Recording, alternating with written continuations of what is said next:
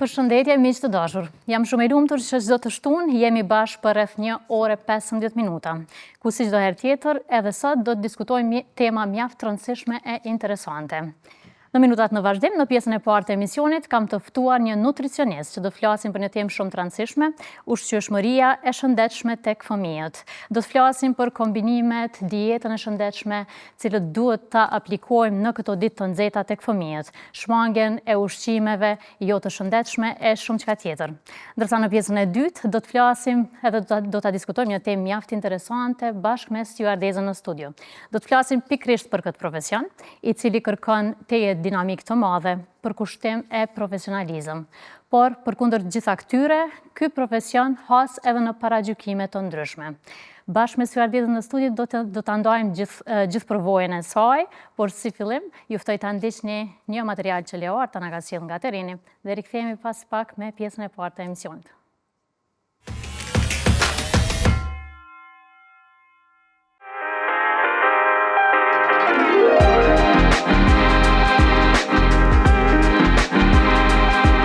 Prej 14 vitesh, Laureta është një figurë e dashur dhe e besuar në farmaci. Ajo nuk është thjesht një farmaciste, është këshilltare, mbështetëse dhe një zë për shumë njerëz që vizitojnë për ndihmë apo për ndonjë këshill.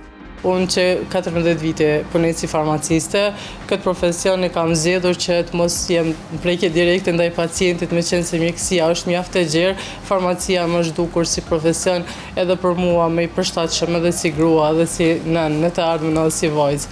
Kështu që kam zgjedhur si profesion që t'i ndihmoj pacientët tonë në mënyrë që ata t'i marrin barnat siç duhet, sepse nga terapia e duhur vazhdon mjekimi i duhur në shtëpi dhe vjen deri te shërimi i pacientit. Në punën time kemi klient ndryshëm, ose klient që janë shoqërues të pacientëve që trirë në spital dhe kohëve të fundit e kemi pasur një klient i cili ka ardhur shumë shpesh, dhe kishte fëmijën me një lëndim të madh në kokë dhe vështirë dihej që do të shpëtonte, mirë po kur erdhi dhe na tregoi që fëmia është në gjendje të mirë shëndetësore, ai gëzimi ishte i përbashkët.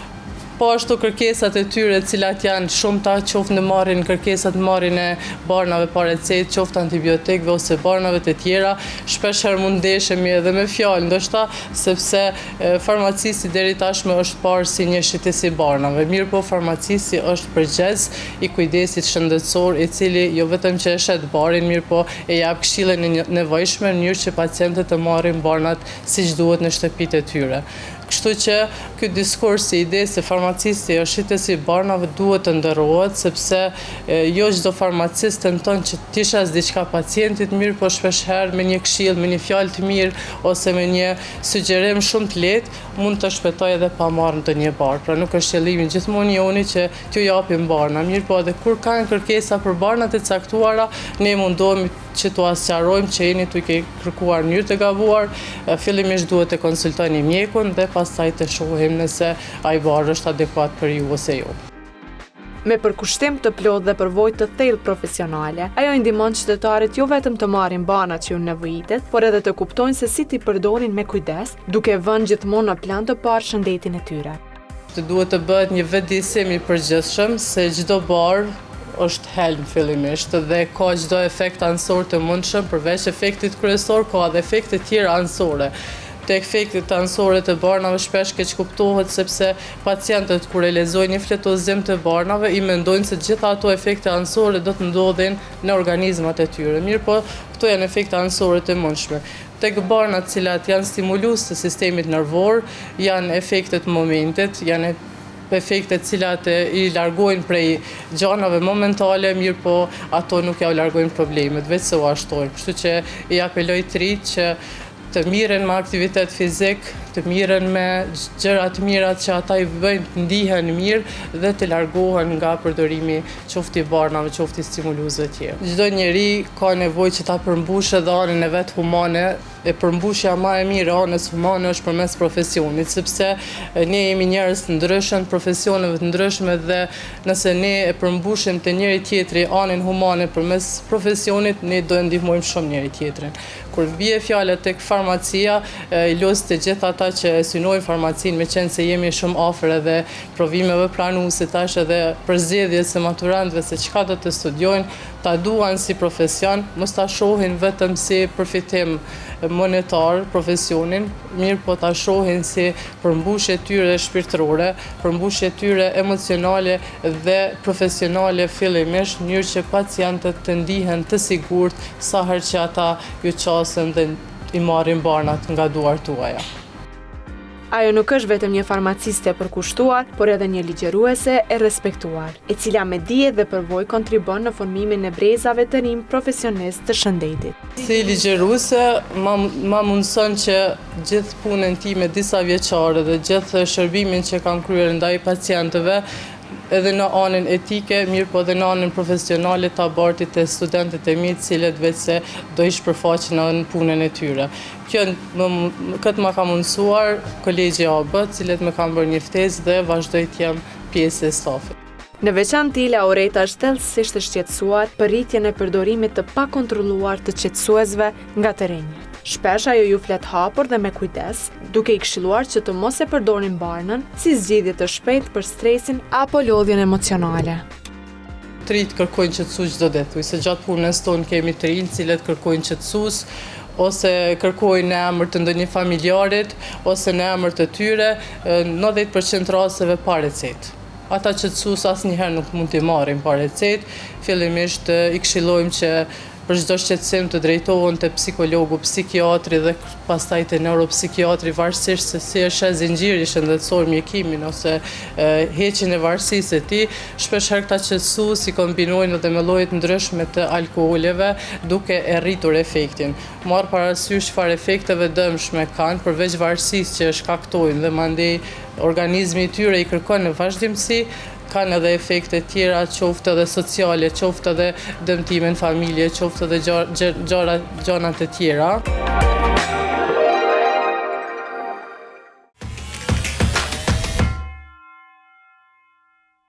Pas ti materiali që ndoqëm, jemi rikthyer prapë në studio e tashmë me mua është mësafiri imi parë për këtë ditë të shtunë, është Nderim Rexhepi, nutricionist. Nderim, mirë se erdhe sot në rit. Përshëndetje, faleminderit për ftesën. Është kënaqësi. Nderim, sot do të flasim për nxehtësinë dhe ushqimin e gabuar tek fëmijët. Do të thonë një kombinim që në rast se bëjmë gabime mundet me ndiku me patjetër tek mirëqenia e fëmijëve. Tregon pak cilat janë ushqimet më të rekomanduara për këtë stinën e pranverës dhe të verës. Po tash me hyrjen në sezonin veror, edhe gjithashtu me rritjen e temperaturave, kuptohet që edhe shumë aspekte në jetën tonë ndryshojnë. Një prej aspekteve gjithashtu është edhe ushqishmëria jonë. Për sa i përket fëmijëve, duhet të i fëmijët janë një kategori shumë e ndihshme, sidomos në aspektin e ushqimit. Edhe për sa i përket pasi që hyrja në sezonin veror rrit temperaturat, gjithashtu bën edhe djersitjen e fëmijëve, por edhe për të rriturve. Mandej me djersitje bëhet lodhja, bëhet demineralizimi i jashtëve, edhe fillojnë disa duhet me pas parasysh më kon shumë specifik në ushqim, në hidratim e të tjera. Për sa i përket ushqimit, është fat që në sezonin veror e kemi një sezon të disa pemëve dhe perimeve shumë specifike, që janë shumë sezonale. Mujna me përmend shaqinin, mujna me pjepënin, nektarinën, pjeshkën, ka boranica, të cilat janë shumë të mira, shumë të shëndetshme si për fëmijët e për të rriturit. Këtu kanë përmbajtje të ujit, për shembull vlen të përmendet vetëm shaqiri ka dikon për mbi 90% ujë, edhe shumë e pasur me vitaminën A dhe vitaminën C. Gjithë këto pemë të tjera gjithashtu janë të pasur me antioksidant, që janë shumë të shëndetshme për fëmijët. Ka dhe perime, e kemi trangullin, e kemi domatet, që janë shumë të pasur me vitamina minerale. Pra, fëmijët duhet me pas parasysh këta, po të rritërit e gjithashtu e fëmijët. Për sa i përket ushqimeve tjera, kuptohet që fëmijët janë në zhvillim e sipër. Duhet gjithmonë makronutrientët që të kenë një sasi të duhur, edhe të janë kualitative. Në këtë rast duhet më konë ushqimet e tjera, shujtet e fëmijëve, duhet më konë të pasur me karbohidrate, proteina dhe yndyrna. Gjithmonë karbohidratet dhe yndyrnat janë të shëndetshme. Karbohidratet komplekse në këtë rast dhe yndyrnat apo të shëndetshme. Karbohidratet, po. E cekom që vazhdimisht karbohidratet janë tepër të rëndësishme, yndyrnat, proteina e gjitha këto, por si t'ja bëjmë me fëmijët cilët i refuzojnë në këtë stinë gjitha këto ushqime? Fatmirësisht, është një farë koncepti i gabuar që mendojnë se këto ushqimet e shëndetshme gjithmonë kanë një shije të keqe. Po fatmirësisht gjithmonë ka disa alternativa të mira që mund të bëhen. Për shembull, në këtë rast të karbohidrateve, pastat kanë ndonjë rast që mund të refuzu. Mirë, po në shumicën e rasteve pastat kanë shije të mirë. Makaronat, shpagetat kanë shije të mirë. Ish duft, më kanë makarona, shpagetat integrale. Mirë, po në raste të tjera mund të më kanë të tjera, se më integralet kanë vitamina, minerale më shumë se këto tjerat, ndërsa kanë kalori më pak. Mandej avokadot janë për shembull shumë të shishme. Janë në kombinimi që mujnë u bo ushqime të buka integrale me avokado, me gjizë, mujnë e bëjmë kriju ushqime të shishme. Mandej, si falem e maherat, pemë dhe perimet, sheqirin, pjeprin, nektarinat, këto që kanë vitamine me minerale, janë e të shishme, janë e të shëndetshme. Do më thonë gjithë mund, do të me synu të kur fëmija refuzon i ushqimt i cili ndoshta nuk e ka shijen e mirë, provoj diçka tjetër që fëmija testoj fëmin, provoj ku fëmija mundet me pas një qef dikun. Besoj që në shaqi, për shembull në pjepër, pjeshkën, nektarin, banane, kanë shumica fëmijëve tëm kanë qef. Prandaj rekomandimi jonë është që gjoje fëmin ku pe ka dëshirën më shumë.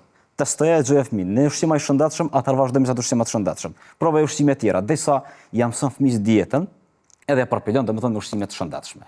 Kjo është mënyra më e mira që më të më gjithë. Do më thonë një lloj eksperimentimi derisa të bjen në ushqimet më të shëndetshme. Një lloj eksperimentimi dhe ndoshta edhe në një formë të lojës është mirë me praktiku, ndoshta fëmijët e pranojnë më mirë. Po, dhe shpërblimet mund me qenë, për shembull mund me qenë shpërblime që nëse han këtë ushqim të mirë, çaj dikon, çaj para dalim diçka, ka mënyra të ndryshme, ka edhe aspekti psikologjik që mundesh me stimulu fëmin për më ushqy shëndetshëm. Po sa i përket konsumimit të lëngjeve, cilat prej lëngjeve i preferoni në këtë stin? Po, prapsi që të se ka ma herët, rritet temperaturave bën djersitja për shkak të demineralizim e problemet e tjera. Atëherë të fëmija është maj rast i ndihshëm se të i rritëri. Ne të rriturit kryesisht e dina që hidratimi është shumë i rëndësishëm. Edhe ndashta edhe kur nuk kemi shumë etje na pim, se dim që të rëndësishëm. Mirë po fëmija, sidomos në sezonat verorës, në sezonat të verës, kur dalin jashtë, lujnë, kanë aktivitete më shumë, ata dhe harrojnë me pi ujë. Ndoshta edhe ndjenjen e jetës e injorojnë. Prindin këtë rast është mirë, mundu çdo 30 deri në 60 minuta më jep ujë her pas here, edhe nëse ai nuk kërkon. Domethënë mos jetë kurrë gjithmonë fëmia me kërku ujë edhe ta shpjedhë ujë. Jo. Edhe kur nuk kërkon ujë, 30 deri në 60 minuta, çdo 30-60 minuta jepi sa do pak ujë. Sa do pak ujë. Mrena ditës, konsidero dikon 1 litër dhe 1 litër e gjys ujë është e mjaftueshme për fëmin. Po tash është pyetja, a më jep vetëm ujë? Jo, uji është normal, është kryesore bazamenti, më të ujë më përzi me limon, më të momente, këto japin shije më të mirë, domethënë është një lloj stimulusi për fëmin, edhe fëmia demineralizon hiç minerale, është një lëngje të frutave smoothie që bën natyrale. Natyrale, ato janë shumë të mira. E kthejnë e bëjnë remineralizimin e organizmit të fëmija, për shkak se me djersitje hup minerale, e bën edhe hidratimin dhe bën, supat janë të mira, domethënë gjitha këto janë. Çka duhet më shmangë gjithësysh, janë lëngjet me sheqerna të shtumë. Duhet me pas parasysh se lëngjet me sheqerna të shtumë e bëjnë dehidrimin. Jo hidratimin, po e bëjnë dehidrimin. Domethënë vetëm kanë e shtu më shumë fëmin. Nuk është zgjidhja ajo. Po, sepse ka shumë prind që ndoshta e kanë keq kuptuar këtë pjesën edhe shpesh herë ja ofrojnë një lëngje, domethënë me sheqer. Mandej fëmiu sigurisht që e refuzon edhe pirjen e ujit edhe kështu shkon deri tek dehidrimi. Po sa i përket ushqimit tek fëmijët, gjatë verës shpesh herë ata refuzojnë të ushqehen për shkak të vapës të madhe. Sa racione në ditë preferohet me ja u jap fëmijëve? Parafërsit preferohen, rekomandohen 5 racione në ditë, po shujtë të lehta, jo shujtë të rënda, për shembull, me thënë 3 shujtë të rënda. Çka nuk kuptoj me shujtë të lehta? Po shujtë të lehta janë ushqime të lehta, jo me shumë kalorike, edhe ushqime që përmbajnë jo i ndyrshëm, krip edhe i ndyrshëm. Krip edhe i ndyrshëm, për marrëm shembull, mishi kuq është mirë më evitu në rast të verës, për shkak se përveç dameve të cilat i ka kolesterol, në rritjet e ndyrës, probleme shumë kalorik, ai ka probleme tjera për shkak se e bën dehidrimin edhe ai, se krypa e shton njerën edhe krijon dehidrim të personit. Edhe ndyrna gjithashtu. Mandej gjatë verës është diçka tjetër që edhe tretja ngadalësohet. Këto ushqime tretën shumë ngadalë. Pasi tretën shumë ngadalë, kemi kriju të fëmijëve probleme të tretjes. Probleme të tretjes. Këto janë pe ushqime që do të më shmangë. Salcat majonezët mundësisht do të më shmangë, përveç ndyrës tepërt, ato në sezon verore kanë tendencë prishje. Kanë tendencë prishje për shkak se vera nxehti i madh edhe i prish. Ne pas kujdes shumë veçantë. Çka do të më rekomandu tepër për këto 5 shujtat e lehta që folëm, drithërat janë fibrat me drithërat që janë kombinimi perfekt. Këtu ndihmojnë tretjen, gjithashtu edhe ndjenjen e ngopjes e mbajnë më gjatë. Kur fëmija konsumon kësi ushqime, ndjenjen e ngopjes ka pas më gjatë, edhe pse ndoshta nuk kanë shumë kalori. Janë shumë të përsosna për këto shujtat e lehta. Po. Mandej ka domethënë ushqime tjera, mirë po fibrat është shumë ideale për me përdorur me shujtjeve të lehta. Vezët. Po në rast se largojmë mishin e koç nga dieta e ushqimit, çysh me zaventsu? Ka mënyra tjera. Mishi, prapë fëmijës, masisht në rritjen zhvillim sipër, i vyn sasia proteinave e caktuar, sasia proteinave më marr, por që me stimulu, se proteinat e stimulojnë rritjen e zhvillimit të fëmijës. Mishin e bardhë, mos zaventësoj mishin në koç me mishin e bardhë, zaventësoj me mish peshku. Mishi i bardhë, mishi i peshkut janë më pak kalorike, kanë më pak yndyrë, kanë nutrientë shumë të shëndetshëm.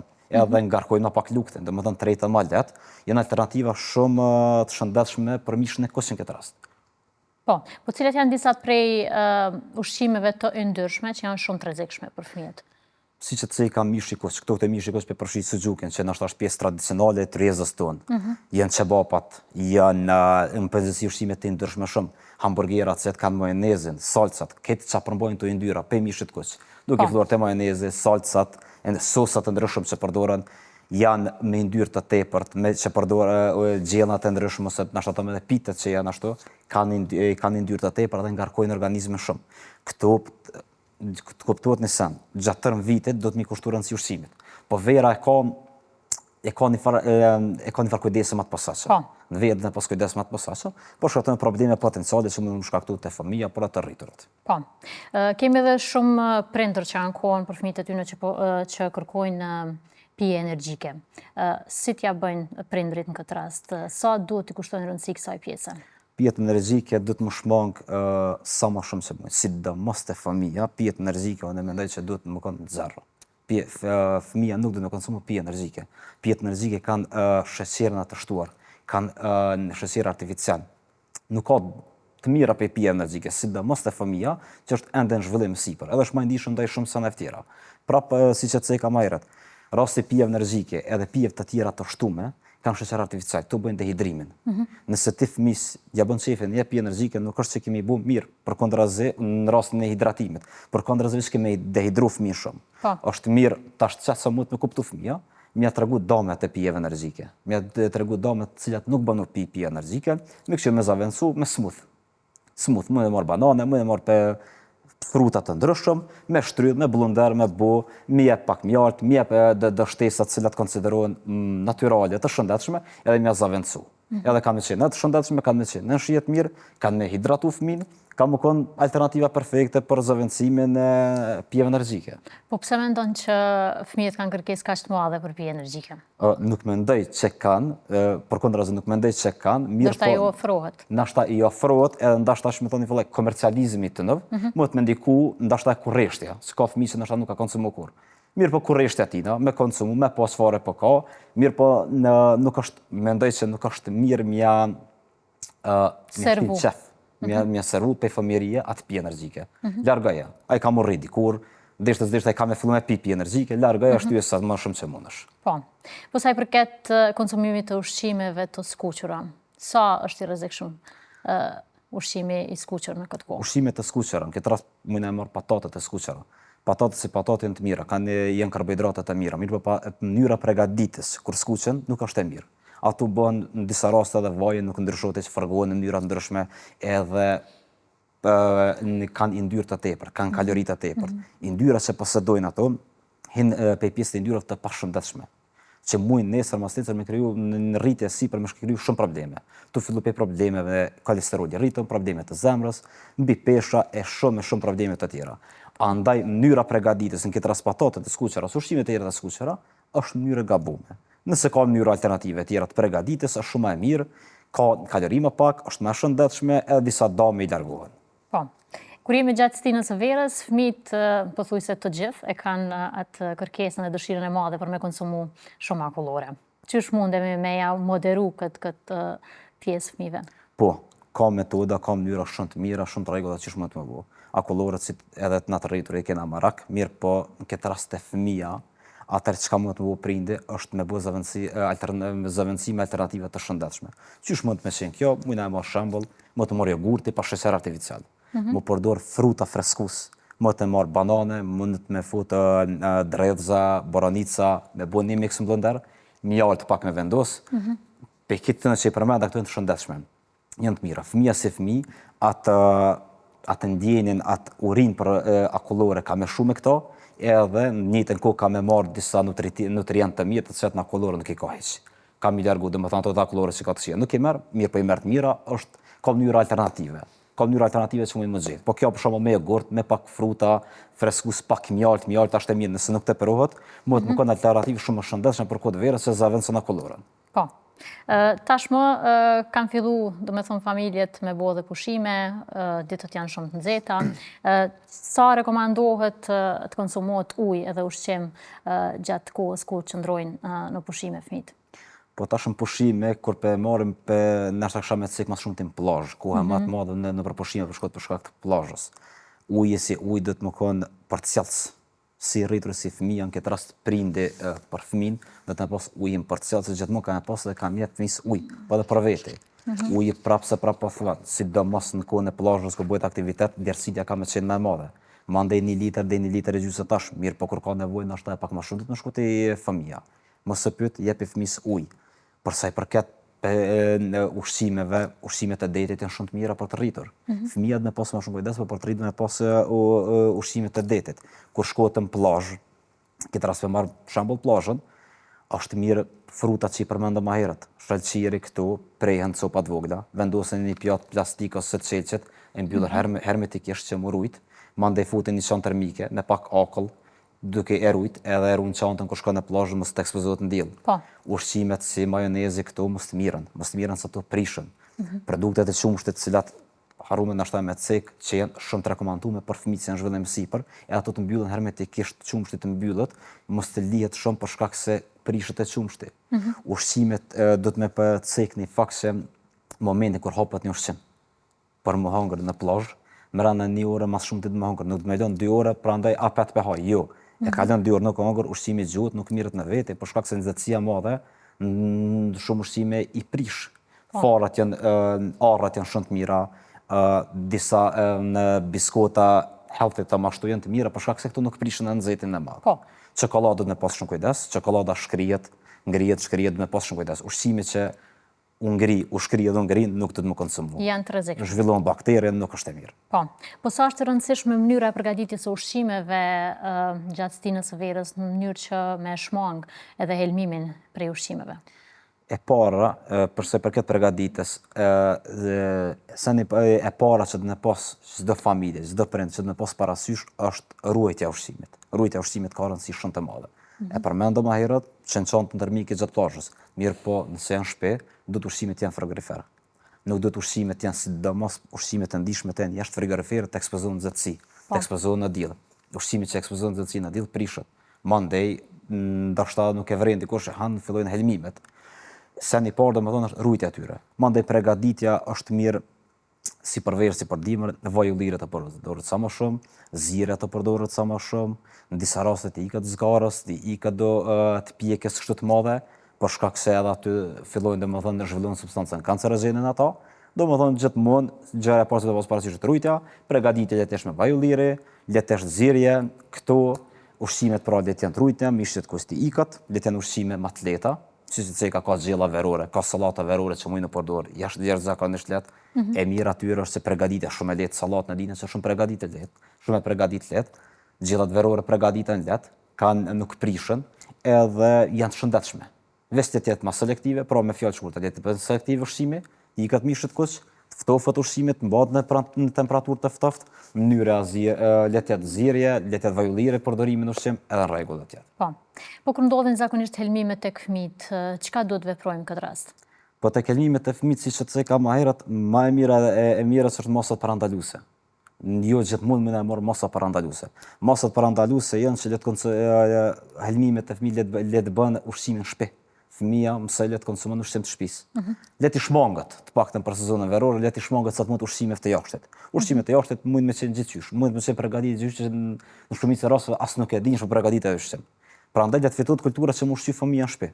Nana që bën, ose familja që bën, ushqimin për fëmijën e din çka ka përgatit.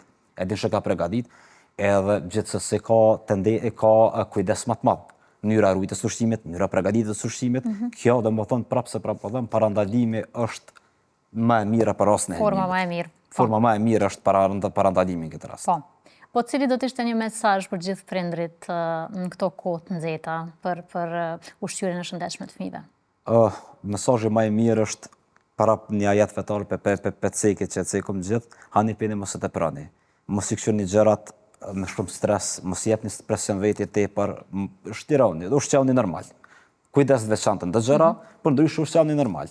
Shiheni verën, kaloni mirë pushime, shkoni në pushime, keni kujdes pak në ato që i përmendëm më herët, mënyrën e ruajtjes të ushqimeve, po jo tepër mi jep siklet vetit, çka po ha tek po çdo send, jo. Veç keni kujdes, le të jetë i përgjithshëm të gjëra tjera, ushqimi le të ishte mirë, hidratimi i kushtoni rëndësi, gjithmonë një ujë, një shishe ujë me veti, si rritur, si fëmija me pas me veti, me konsumu her pas here, alkoolit, pije të kafenizuara edhe pije me sheqer artificial të shtuar largoni edhe çdo sa shkon mirë. Po. Deri po kthehemi pak tek përzgjedhja e profesionit. Çka të ka shtyr me zgjedh profesionin e nutricionistit? Profesioni i nutricionistit kanë shumë faktorë. Një për faktore kryesore është që dikun 7-8 vjetë vëshmjela me fitness aktive. Kem qendrën tonë të stërviteve, kem qendrën tonë të nutricionit aty. Mandej edhe profesioni im primar më ka lidh me hije nutricionit që më ndërlidh. Do më na bëni ndërlidh dy lamive, në këtë rast me kriju një lami të veçmes. Mandej pas edhe babi është nutricist shumë i suksesshëm. Cilin e përshëndesim shumë. E që e kemi pas edhe në studio me saper. Sa të kanë ndihmu, do me thonë që edhe babajnë e ke në profesionin e njëjtë? Më kanë ndihmu shumë, po shkak se në ushqimet ditore që na i konsumojmë, unë me babin tem shpesh më konsultu. Çka duhet, tek duhet. Unë vetë i kom nejt vetë ushqimit gati. Edhe më konsumon kurrashtar në ushqimit të caktuar, në shutit të caktuar që po hatën në shtëpi apo po hati jashtë, me ditë vlerat nutritive. Çka shkakton te unë, çka ndodh te unë. Mandej konsulta me babin, veç ma ka shtin qef më shumë ke varpune. Profesioni i babit na ka shtin qef. Vetë fakti që dikoj na pindimon për me përmirësu shëndetin tënd, vetë fakti që ka ardhur një klient, një person, mas 2 javë, mas 1 muaj, mas 2 muaj, ka thënë po ndina shumë më mirë, ty ma ka shtin çfarë profesionin pse ke pas që pi bën mirë dikujt. I ke ndihmu mirë dikujt. Domethënë disa shumë faktorë kanë qenë, po kryesisht ka qenë punët e babit që ka qenë, mandej më ka lidhur me profesionin tënd, por kjo që faktorët kryesorë të janë. Po. Jam e sigurt që doktor Agroni tashmë ndihet krenar me juve, që keni ndjek rrugën e njëjtë situatit. Shpresoj. Po tregon pak cilat janë 3 kritere kryesore që duhet me pas një nutricionist i suksesshëm. Kriteret kryesore mendoj që për me qenë nutricionist i suksesshëm duhet me qenë mas pari gjithmonë student, gjithmonë me pas e para, gjithmonë me pas vullnet e mësu. Kur nuk do të më thonë i kom ditë gjitha. Gjithmonë dalin studime të reja, gjithmonë po të studion, diçka gjithmonë të shmëkon trend me kohën, me studiu, me pas mendjen e hapur e marrë informata të reja. Mandej e dyta mendoj që do të më qenë një vullnet një ndihmu njerëzve. Mos të harrojmë shumë probleme shëndetësore sot po lidhen me keqërshtishmërinë. Edhe prapë siç e ka më herët, kur vjen dikush e thotë që po ndihna shumë më mirë, i kum humbë 10 kilogram. Nuk po kam këtë problem, nuk po kam fryrë të luktit, nuk po kam intolerancë në gluten apo laktozë, ti ndihesh mirë. Edhe treta duhet me qenë durimtar. Në durimtar po them këtë aspektin që kur punon me klienta, me pacienta, kemi konstant kon përcjellje të gjendjes tënde. Edhe kuptohet që na nuk kena për një muaj mi hu 15 kg. Na jena me shku në mënyrë graduale për të shëndetshme, ose mi shtu 5 kg, ose mi shtu 6 kg. Do të me qenë edhe i durueshëm. Këto mendoj që janë 3 kriteret për me qenë një nutricist i suksesshëm. Po. A ke pas ndonjë rast gjatë karrierës tënde që të ka bo me undi i lumtur me ndonjë rezultat të klientëve? Po, gjithsesi. Po cek edhe rastin edhe në qendrën tonë të fitnessit, po edhe qendrën të nutricionit. Sidomos në rastin e fitnessit, pasim ka ra më shumë, kam vite provoj më shumë në të aspekti. Ka pas rast që kemi pas një 15 vjeçar, 16 vjeçar, edhe ka pas garop në shpinë, domethënë ka pas shpinën në formë të ka pas probleme shumë të shpinës. Operacioni kish kushtuar dikon 7.000 euro për më rregulluar shpinë. Mirë, po me stërvitjen në qendrën tonë, ka qenë pak i plot. Me stërvitjen në qendrën tonë për 1 vit të gjys, ka filluar djali për 1.79 që ka qenë gjatë dikon 1.86, 1.87 ju ka drejtu shpina. Edhe gjatësia ka shku më lart. Edhe në një mënyrë parët në rregull krejt, po çka ka më të rëndësishme se parët janë shneta. Në këtë rast djali u kthy komplet në formë vet, edhe 7 mjerë nuk e ka kështu operacioni. Kjo është një prej raste që përmend një herë pas here shpesh, mirë po raste tjera kanë. Ka pas sportista stërvisëm, ka pas sportista që këna stërvit në mujtë tonë, edhe kanë bo testimi e shteti. Kur kanë shku me do një cedimi e shteti, ata e në mahnitin që fa përgatitje fizike ka pas. Këto e në për disa raste që i përmeni, që në karierën tonë ka bo edhe më një krenar, po dhe unë di mirë që ka avancu ai klient për para. Sigurisht. Po, a ka raste kur klientët nuk janë bashkëpunus? Fatmirësisht, në punën tonë, rrallë. Ka në një, besom që nështë atë qasë i rrallë është mëson nuk punë kujtohet. Shumica e në bashkëpunus. Shumica e në bashkëpunus se puna është bashkëpunime me klientin dhe ti që qasë është klientit. Kjo ka shumë rëndësi. Nëse dimi qasë mirë, e kërjoni farë psikologjia, edhe në merë gjanat pak ma letë. Gjithë mund të shkon pak ma letë, edhe klientit ka bo vështirësi. Momentit që vjen klientit për të parë, t'ja bën çdo pengesë, ja vështirëson çdo sen, kuptohet se klienti nuk ka me bashkëpunu. Është pritesa, janë disa faktorë tjerë, ja bën pak kiamet, ja bën ashtu, edhe nuk bashkëpunon. Po është psikologji, po në rastin tem besoj se klientët e mi kanë qenë fantastik. Por se për këtë bashkëpunimit nuk pun kujtohet që kam ndaj vërejtje. Pas ke pas fat mirë, por sigurisht që edhe lunë shumë rol të madhe dhe qasja me klientët. Gjithsesi. Ndërem ne jemi drejt minutave të fundit të kësaj interviste. Unë të falenderoj shumë që ishe sot pjesë e rritës, gjithë ato që ndave gjitha këto informacione. Falenderit shumë e suksese. Shumë falenderit. Ndërsa tani, po e ndjekim edhe një material që Learta na ka sjellë nga terreni dhe rikthehemi pas pak me pjesën e dytë të emisionit.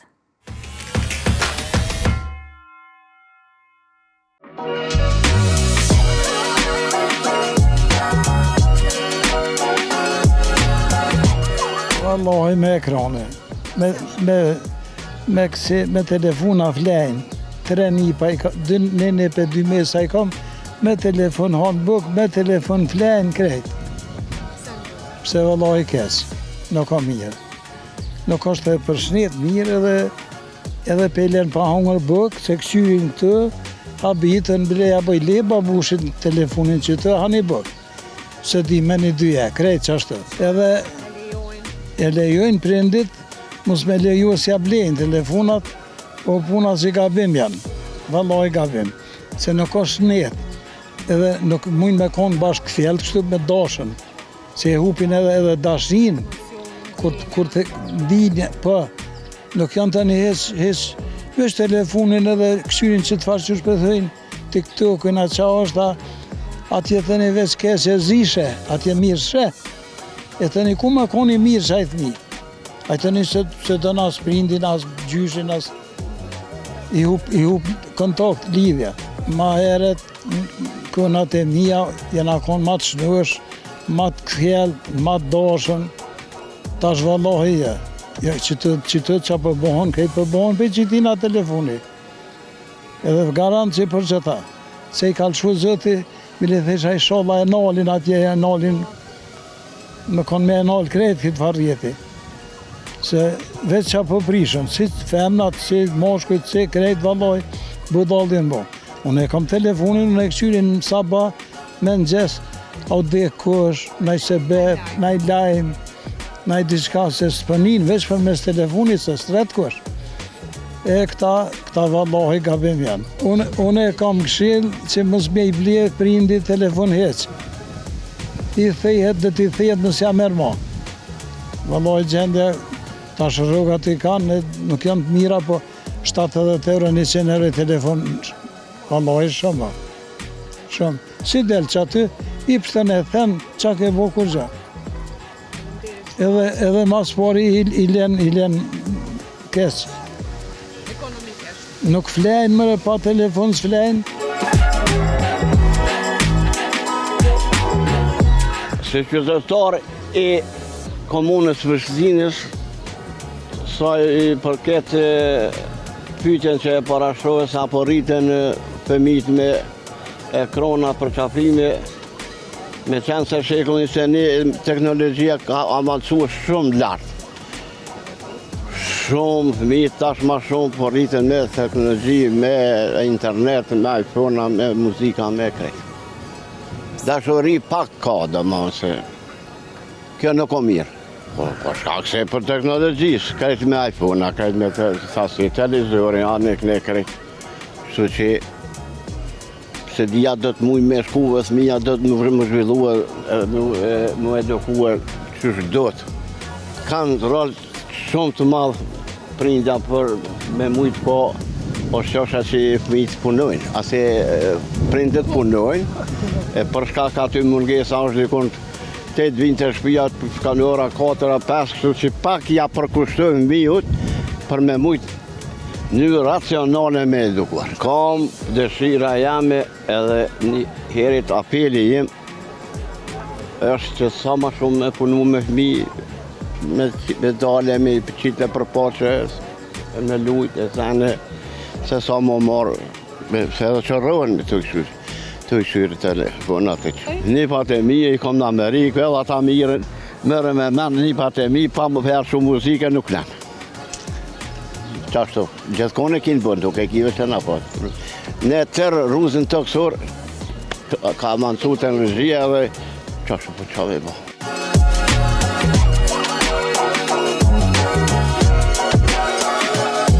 Ma tepër me ekrane. Arsyeja? Arsyeja ka jelmon me qëta për interneta, me qëto Facebooka, me qëto zemë. Kjo shumë është një domi madhë, shumë është një domi madhë. Ti nuk je, tash po nisë nga vetë-vetja, për i kom disa një patjen sërdisë më sërdjet edhe. Për shamu nuk kom mundësi për marrë me përqafu me orë të gjyshe. Po jenë thonë mas telefona, mas sen, kur shkojnë me flejtë pa telefona dhe gjobi se mera, ajo shumë e do shumë mas porë përsy. Le mas andej, pa lexuar njeri ju kur nuk mundët në arritë dhe qka duhet. E që të jenë puna, internetet jenë këto puna, telefonat jenë pajtorë. Po që jo, dhe prindi ka relativt madhe, me jo ndërprej. Prindi që i prit, me jo ndërprej telefonat, ose me jo përcaktu një kohë caktume. Një orë, mundet tjerët me shti, me lexu, me punu, me sene. Valla, diçka marrë edhe o puna që edhe një, tash shambull që unë i përcil, që do intervista kur dhonë qytetet do të ri, për sham pa lexuaj nuk ka dhe fjallor, me u shprej ashtu si duhet. Unë, merret një të më shumë, qëtë më shumë një që ka kryu për para, unë gjendje me të përmartu, qëka ta pëllqë, është në gjendje me të përgjigjë. Kurse do të rijën shumë top, shumë po punojnë, shumë po lexojnë. Se unë shkoj kare, kom të shokë do kjo s'ka tje. Tonë vitën tha, nuk vjetë tha njeri i kush që mund ta lexon një vepër. Pa lexue, vetëm libri me mendjen ta ndryshon. Kurse roba ta ndryshon forme. Na i këshill, gjeneratat e reja pëlloj, gjeneratat tu fillu prej djemë vetëmin, ndoshta më dëgjojnë atë në Suedisë, unë jam për pushim për momentin, që fëmijëve telefonat me jo largue dhe me jo qitë një orë caktum. Jo me kalu tonë kohën mas tyre, po me lexu, pa lexim s'ka kur gjo.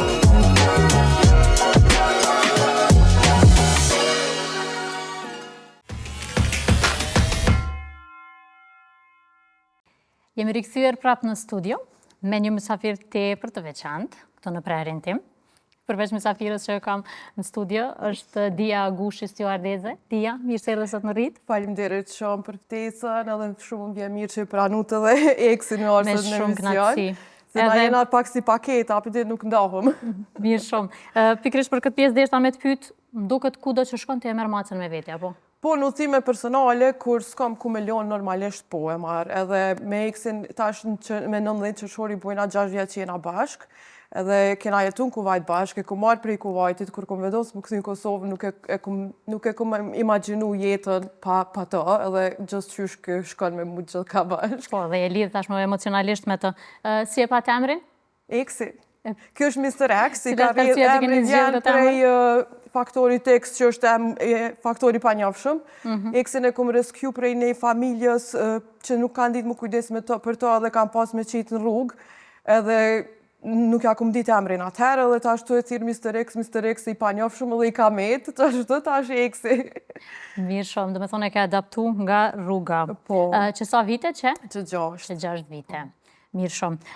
Sot nuk do të flasim vetëm për Eksin, do të flasim për profesionin e stjuardezës, si fillim. E ka dhe në hyrje që profesioni i stjuardezës kërkon dinamik shumë të madhe, profesionalizëm, po ashtu dhe përkushtim. Por shpesh herë, pavarësisht këtyre, keq kuptohet si profesion. Tregon pak si ka nisur krejt rrugtimi juaj si stjuardeze. Dyqysh se dina është ta si fëmijët vogël, njeri fëmijët qika, sidomos kanë ëndra, edhe une kom pas atë ëndër që edhe kur këm pa filma me stewardese, dyqysh, e këm pa vetën që atë.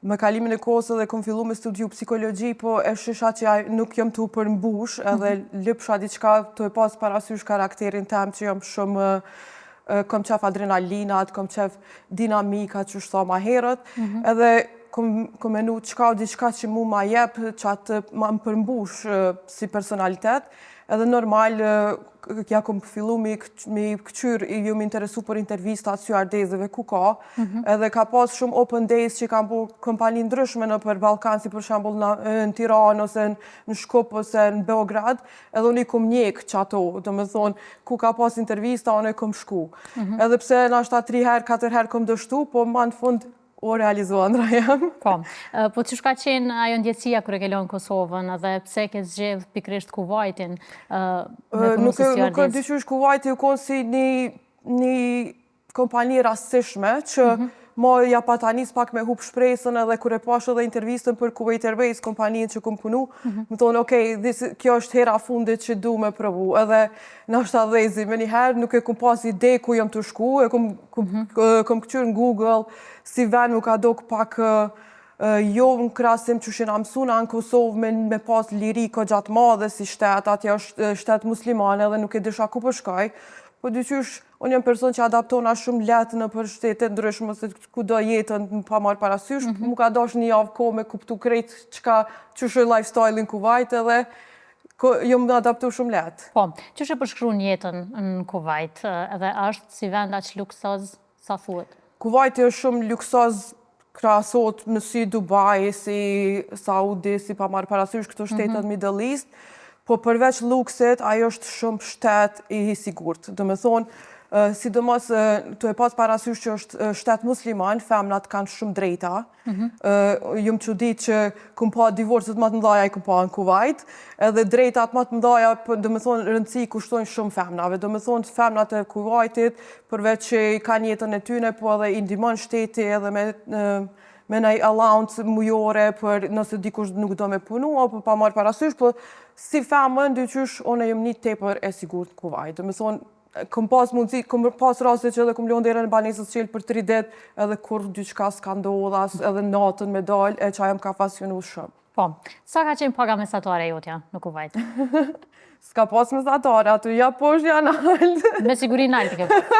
Sa ka qenë? Pa ju konë, dikon rreth 3.000 euro paga, po përveç këtyne që i kena pas paga mujore, na kena pas edhe si me thonë pare cash gjatë udhëtimeve në shtetet ndryshme. Për shembull, nëse mu më ka ra me flajt me një shtet tjetër jashtë Kuwaitit, momentin që kena marrë qelsin e dhomës të hotelit, neve na kanë jep edhe pare cash në zarf për nevoja tua personale. E për 24 orë, ato pare edhe kanë mjaftu për mu edhe me shku me vizitu në ashta një qytet tjetër, ose me bo shopping, ose me shku me hongër mirë dikon. Dhe me thonë kam mjaftu qatë shumë që në ashta dhe ka njerë se ke pa rogën hitë se su kam vytë se shumicën e kohës jim konë në udhëtime. Po, që shë përshkru në rolin e stewardesës? Është ashtu si që ke thënë me të pagu për me udhëtu? është shumë e vërtet, unë e thamë kjo bashkë është me të pagu me udhëtu, se ke udhëton pa pare, do me thonë gjë krejta shpenzimet i kitë pagu me, hotelet ma të mira i kitë pagu me, paga e mirë, do me thonë veç aje person që te shijon punën që e bën, se nuk është kjo punë për gjithkanë. Kom pas shoqet Kosovës që kena shku njëjtën kohë, po me kalimin e kohës ato kanë dash me lënë punën se nuk ju ka pëlqy, se është shumë punë që ki ndryshime drastike që thojnë, e ki ndryshimin e kohës, motit, ki ndryshime të orëve, diku në ditë, diku nati, dosh mu adaptu me krejt këto ndryshime që nashta është shumë për një person që nuk e ka shumë qef që të jetën dinamike, po për mu unë e du adrenalin, ta është kohës fundin Kosovë që nuk jam, se kam një fjallë, thëmë jam të gëzu për momentin, nuk jam të fluturu, e dy qysh me kom shumë vështirë, mu adaptu me jetën që është normale, me pas një punë normale, jë mësu në atë dinamikën qelore. Po. Gjatë kohës që përta dërzoj, unë eksin, sepse ka fillu me kërku rehatin të ande. Baja afer, njët ma rehat. Po ta parashtroj edhe një pyetje, cilat janë 3 kriteret kryesore që do të me i pas një stewardese e suksesshme? Kriteri parë është gjatësia. Gjatësia. se po fluturojnë kimët. Kriteri parë gjatësia, do me thonë si cila femën që vendosë me shku për stjuardese, do të me ditë a është at least 1,60 m e gjatë, edhe kur të qodë në gishta, mi mrit 2,10 m nalt për me mbyll ato overhead bin, kur futën valigjet e pasagjerat. Tani ka shumë rëndësi personaliteti edhe gjuha angleze. Do me thonë pa gjuha angleze nuk mund është kur gjuha me bo, se ti edhe trajnimet i kinë gjuha angleze, punon me nacionalitetet ndryshme, ralla të këtë nga 5 shqiptarit Kosovës i nga konas nuk nga kanë ra fluturimet bashkë, do me thonë, gjuha angleze është numër 1, do me thonë, kriteri kryesor. Kriteri kryesor. Po cili ka qenë një prej rasteve më të vështira që të kanë ndodhur gjatë fluturimeve me aeroplan? Po raste vallaj ka pas plot, se dyqysh kom udhëtu shumë shtete edhe çdo ditë u kon një fluturim i ri, një ditë e re, një ndodhi. Po dyqysh a mundesh me na specifikun ndonjë rast që është më i rëndë? Ma herët këtë që jem përballë edhe me lindjen e pasagjeras në fluturim, po edhe me vdekjen e pasagjerit në fluturim, kështu që jem kon tamam ato dy ekstremët. Po ka pas raste tjera, sidomos raste kur ka pasagjerat smut me asma, ose dikush përjeton tension të lartë gjakut, ose panic attack, ato krejt janë dyqysh dosh me ditë shumë gjindë dhe është këgja sfiduese për... Po si menaxhohet në këtë rast, për shembull, lindja e pasagjerës në aeroplan?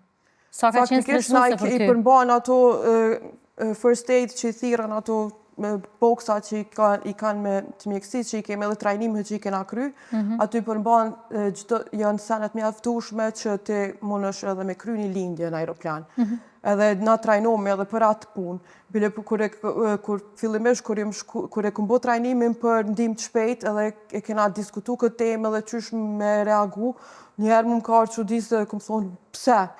Po faktikisht ka shumë femna që nuk tregojnë drejt që janë shtatzane, sidomos mas mujit shtatzanis që e kanë dalu me udhëtu, ose dikojnë edhe nuk ju do këtë barku shumë, nuk janë shumë të fryme, edhe këta japin një certifikat falc, po ka ndodhë edhe ajo, edhe plus ndodhë, si cilën kompani tash vonë e lexova që në Turkish Airlines kishte ndodhë një lindje, edhe thash okej, thash po dyqysh unë për veti e kom pas pak vështirë me marrë pjesë edhe nuk i ka pas as një vjetë që kom fillu punën, edhe pak ma stresuese për ty. Edhe kom pas kolegë shumë ma me përvojë se unë, kështu që kom thonë ma mirë jo se unë, se nëse mundet me deviju lindja, mundet mos më koni lindje normale, po nësi rastet e lajmëron gjithmonë pilotat edhe kërkot aeroporti ma i afërt për mundale edhe me kry ndihmën e shpejt mjek profesional që janë. Po është e vërtet që fëmiu që lind në aeroplan udhëton pa pagesë gjatë të rjetës? Po, me qatë kompani ku lind, ta njëtën e ka biletën fri.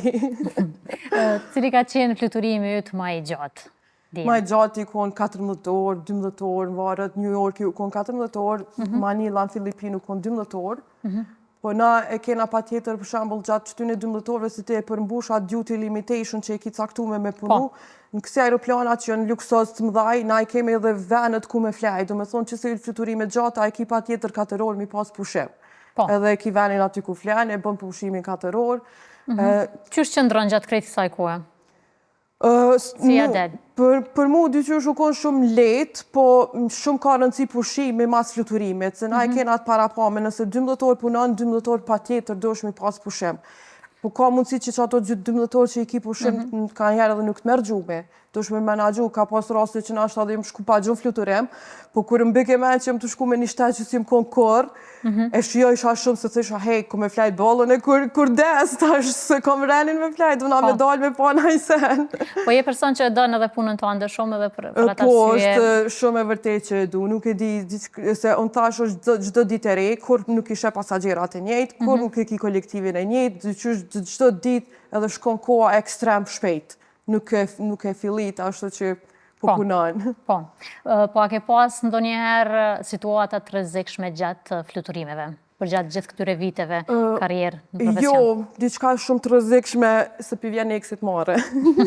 Diçka shumë të rrezikshme nuk kom pas, po ka pas turbulenca shumë të forta, që nashta ke qëllu në kabinë dhe ta jep piloti komandën që dosh pa tjetër mu ullë se tonde edhe mu siguru, edhe dej sa ke mbrina ashta te ullë, si a ka ndodhë që edhe ke mujtë murzu ose që ka pëdi, Po shqyqër zotit nuk ka ndodhë për 8 vjetë sa më konë në aviacion, nuk ka ndodhë kur gjo diçka për me mështime reagu mu në situata ndryshme.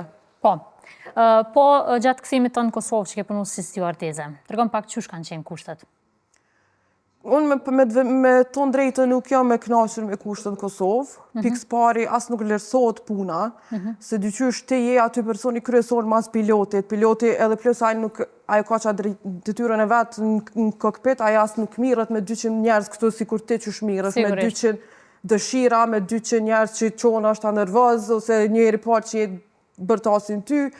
Edhe dyqysh shqiptarët më vjesh shumë keq me thonë që i kum pas edhe shumicën e kolegëve bulgare, ka pas tjetër sjellje me ato, tjetër sjellje me neve. Momentin që i kum folë Shqip, dyqysh me njëherë ju ka dal ajo farë shqiptari, me talë shunaj fjallë dyqysh banale, ose mi të regu që qështojën regullat, apo te pëm kalzëm për regullat që 30 vjetë u toj. Dyqysh e kum pas që kur fa respekti, shumica ka dhe shumë njerë shumë të mirë, se nuk du tash me përfshi krejt, po janë plot rastet që nuk kanë kur fa respekti, dyqysh plus na jena të Kosovës, mu ka mujt me më qëllu fluturem edhe na i familjes që u tëmë për i Zvitrës e këtu, dyqysh nuk e bojnë men që edhe fëmija jotë nesër mundu më konë qatë pozitë.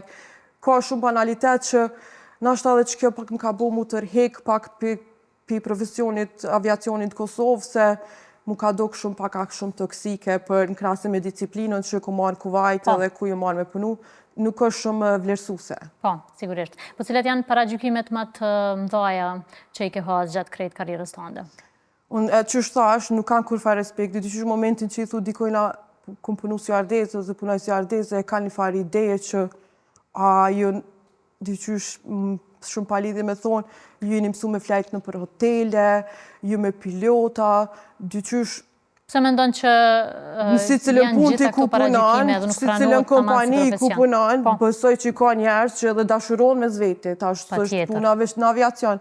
Po tash veç pse ideja që na e kena pak jetën ma dinamike edhe nuk edhe rrallë na bjen me flajt shpit, tash do me thonë, nuk do me thonë që ti të bo diçka keq. Se ti kur jenë aeroplan me 200 vetë aty, ku e ki mundësin ti diçka aty me ndodhë. Po nuk e kuptoj, seriozisht hala nuk e kuptoj edhe më vje keq për këtë mentalitet. Ka raste që edhe me shkujtësit e kuptojnë, jo, me ty s'mon mu martu njeri se ti që shtoj pas ke jetën, I don't know, nuk e kuptoj, pse. Do të këto janë disa prej paragjykimeve që ke hasë. Po, janë shumë paragjykus, nashta që na Kosovë nuk kena kultur të aviacionit, se as nuk kena kompani nacionale këto, e nashta kultura na mungon, se në shtetet tjera është shumë normale edhe njerëzit e pranojnë me shumë me letësi ato profesionin tonë, po të na është ma ndryshe. Se e mrenojnë që ti je kamarierë në aeroplan. Kamarierë është diçka krejt tjetër edhe ti aty je për sigurinë e pasagerit. Dhe më thonë, unë jam aty për kur të smu është mu gjindë për ty, me di që është me të trajtu, kamarierë aty së është diqysh na e krymi shërbimin, po ato e krymi veç pëse kena kohë. Ama ajo nuk është çështja kryesore heq pëse ti shet pije ose sendviqa. Po qëndrojmë ende tek paragjykimet. A ka ndonjë paragjykim tjetër që të ka mbet ty në mendje? Edhe në këtë rast qysh e përballon dia këto komentet negative? Me të thonë drejtën, unë heq nuk i marr parasysh. Unë e di çka bëj aty në punën tem, e di kush jam, edhe nuk më le për shtypje asnjë paragjykim i njerëzve, absolut.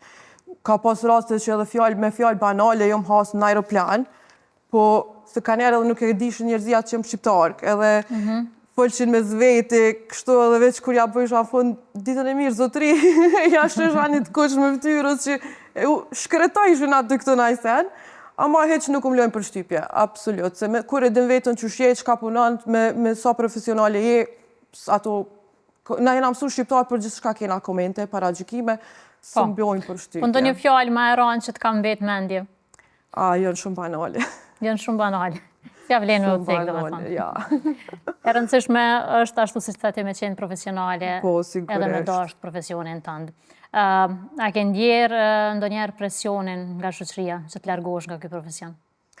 Jo, sidomos prej shoqënisë, rrethit ngusht, asnjë presion nuk e kom pas, as prej familjes, bile shoqënia jam më gjojnë edhe thonë dihet qysh ti dush më kthy patjetër në aviacion, se ki venin ti tokë, ti si e për toke. Ama nashta u kon koha pak me pas një pushim, pak mu të gëzu që është thash ma herët, se po nëse vjen ai mundësi dikun jashtë Kosovës gjithë qysh po, a në Kosovë po mdo këtë kështë ja Nuk kom pas shumë. kalon shihet Vi, eks ja kom po. Tregon pak çka të ka mësu krejt kjo përvojë në jetën tënde. Kjo përvojë mas pari më ka mësu qysh me vlerësu njerin si njeri, si çështje njerëzore, se kom pas lloj pasagjerin në aeroplan, pri aty në klasave ma të ulta deri te ato ma të nalta. Jo mësu me trajtu pasagjerin njëjtë si ato që ju kon ullë në first class, si ato që ju kon ullë në ekonomi. Se kur të puna të siguria mu nuk më intereson sa e ke pagu ullësën, ku ullë është te, unë e bezbatojt njëjtin rregull për krejt. E që kjo është një sen që e vlerësoj shumë prej punës, që më ka bo edhe shumë mendje hapur, se nashta këm pa shumë shtetet që këm udhëtu, këm pa që sho jeta dhe këm pa që na Kosovë jena hala shumë rapa, e dy qysh ma ka hap mendjen shumë për jetë, që shë ke po njerëzit jetën, situatat. Ma qaj e thash mas shumë ti më ka bo me vlerësu në çështjen kështu njerëzore tamam për njerin që është para gjyku kush i ka i tjesa, pare ki, ku po shkon, tek po shkon. Ato e falimderoj shumë që kom pas, po mendoj që ma ka mësu profesioni qatë ide, qatë me kuptu ma mirë që ka njeri. Pa tjetër. Po kthehemi edhe njerë tek mysafiri joni veçantë, që na ka ardhur surprizë sot. Po ndalemi pak tek pjesa, periudha kur e ke adaptu eksin. Çka të ka bo, do me thonë, me e adaptu macën? Me të drejtën, unë e kom pas shumë fobi për macave, sa jo më konë të jetu në Kosovë. Edhe kur shkova me jetu në Kuvajt, tash më ra me jetu me njerëz lokal të venit aty që e kishin një macë, edhe dyqysh për një kohë shumë të shkurtë dashurova në atë macë, se pash që krejt ideja që kom pasën e për maca, këtu raposht gabim.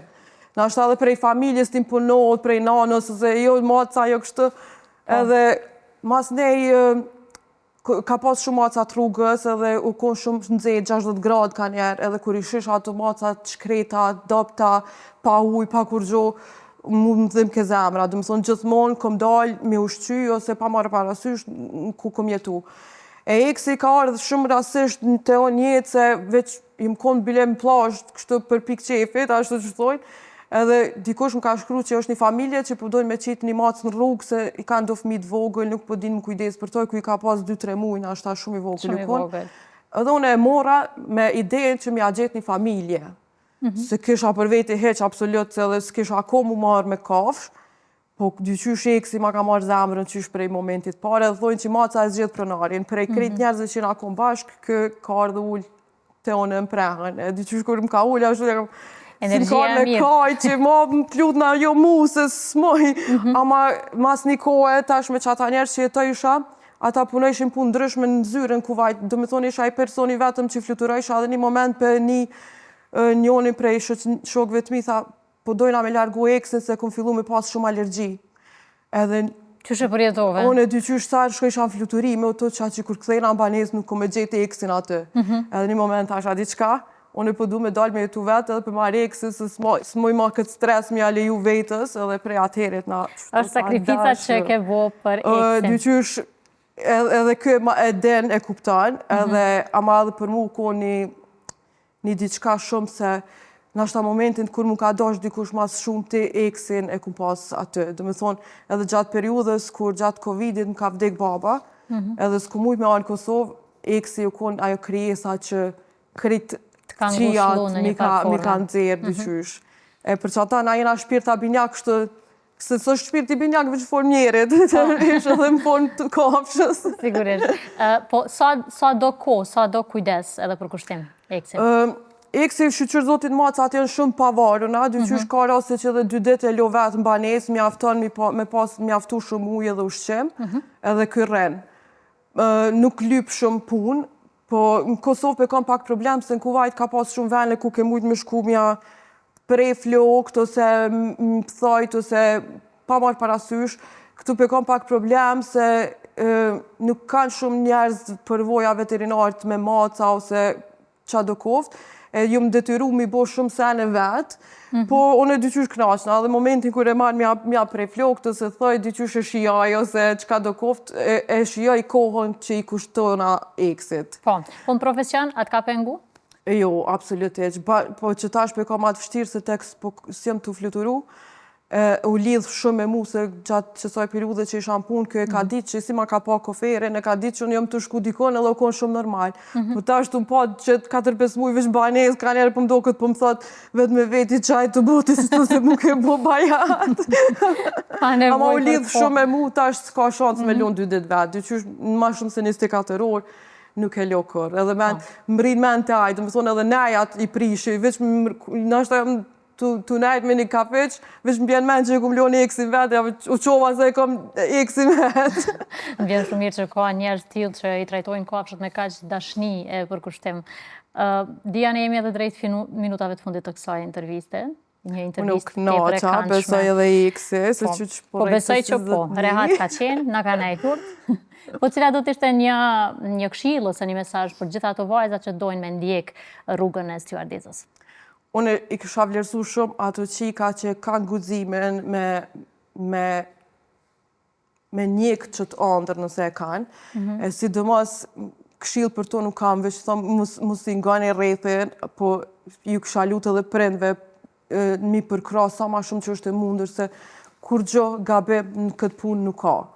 Edhe nëse ti pak e një fëmin tënde edhe din kush është edhe i beson që ajo qik nuk këtë shku rrugëve të këqia, pëse po shkon me një shtet tjetër me jetu ose për punën që e banë, qka ka të keq aty.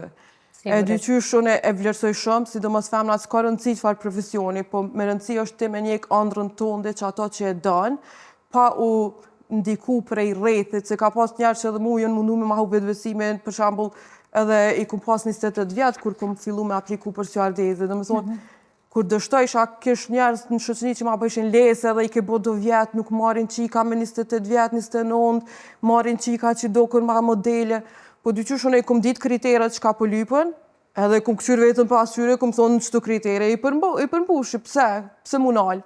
Edhe unë i du me thonë që s'kisha pas që a fas një famë unë më ndiku për e kur gjohiqit nëse ti veç e din që ka po do njetë. Po, kjo është një këshill shumë e vlefshme.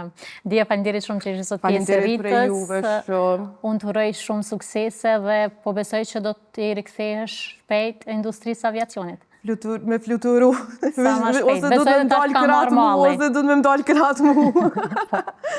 Po shpresoj që shumë shpejt do të kthehesh edhe do të vazhdosh ta ndjekësh anën tonë. Faleminderit shumë për ftesën, u kënaqa, seriozisht. Faleminderit shumë, ishte një intervistë shumë e këndshme.